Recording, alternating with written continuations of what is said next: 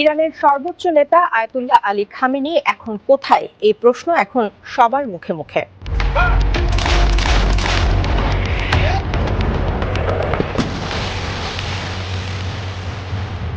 আমেরিকার হামলার আতঙ্কে মাটির নিচে গোপন স্থানে সরিয়ে নেওয়া হয়েছে ইরানের সর্বোচ্চ নেতা আয়াতুল্লাহ আলী খামেনিকে। তেহরানের পরিস্থিতি এখন চরম থমথমে। ইরান ইন্টারন্যাশনালের গোপন সূত্র নিশ্চিত করেছে আয়াতুল্লাহ আলী খামেনিকে জরুরি ভিত্তিতে এক দুর্ভেদ্য ভূগর্ভস্থ বাংকারে সরিয়ে নেওয়া হয়েছে। পেন্টাগনের যুদ্ধের সাজ রব দেখে ইরানের শীর্ষ সামরিক ও নিরাপত্তা কর্মকর্তারা আর কোনো ঝুঁকি নিতে চাননি। তারা নিশ্চিত আমেরিকার টার্গেট এবার খোদ ইরানের সর্বোচ্চ নেতা আয়াতুল্লাহ আলী খামেনি। যে বিশেষ স্থানে তাকে রাখা হয়েছে সেটি কেবল একটি সাধারণ আশ্রয় কেন্দ্র নয়, বরং মাটির গভীরে জালের মতো ছড়িয়ে ছিটিয়ে থাকা এক বিশাল টানেল সিটি। নিরাপত্তার চাদরে ঢাকা এই গোপন আস্তানা থেকেই এখন পরিস্থিতি পর্যবেক্ষণ করা হচ্ছে।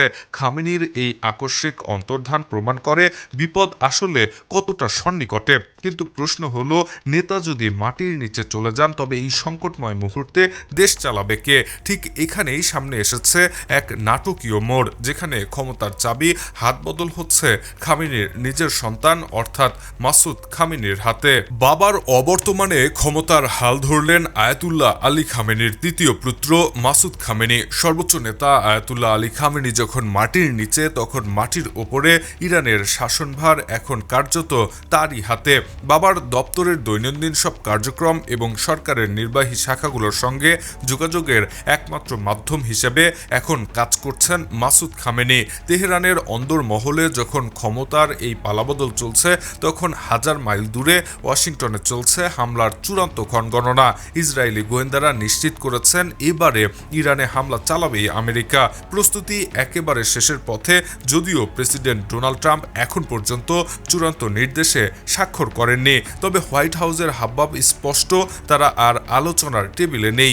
ইসরায়েলি চ্যানেল 12 জানাচ্ছে, হামলার পর ইরান যাতে পাল্টা আঘাত করতে না পারে সেজন্য মার্কিন সেনারাও বর্মপরে প্রস্তুত রয়েছে। কিন্তু সাগরে আসলে কি পরিমাণ মরণাস্ত্র জড়ো করা হয়েছে, সেই ভয়াবহ চিত্র শুনলে আপনার গায়ের লোম দাঁড়িয়ে যাবে। মধ্যপ্রাচ্যের জলসীমা এখন আমেরিকার বারুদের ভাণ্ডার। গত 8 মাসের ইতিহাসে সাগরে এত বিশাল সৈন্য আর যুদ্ধাস্ত্রের সমাবেশ এর আগে দেখেনি বিশ্ব।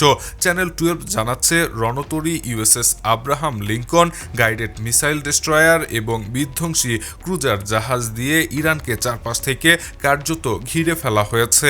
আকাশের দখল নিতে প্রস্তুত ফাইটার স্কোয়াড্রনস এবং অত্যাধুনিক মিসাইল ডিফেন্স সিস্টেম। পেন্টাগন কেবল হামলার প্রস্তুতি নিচ্ছে না, ইরানের পাল্টা মরণ কামড় ঠেকানোর ফাঁদও তৈরি করে রেখেছে তারা। আর মাত্র কয়েকটা দিন তারপরই আমেরিকার এই বিশাল বহর পূর্ণ শক্তিতে আঘাত হানার অবস্থানে চলে যাবে। তেহরানের বাংকার থেকে ওয়াশিংটনের ওয়ার রুম, সবখানেই এখন টান টান উত্তেজনা।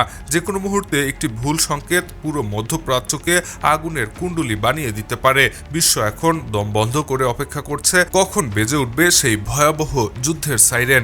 Shahriar Alam, EBD news.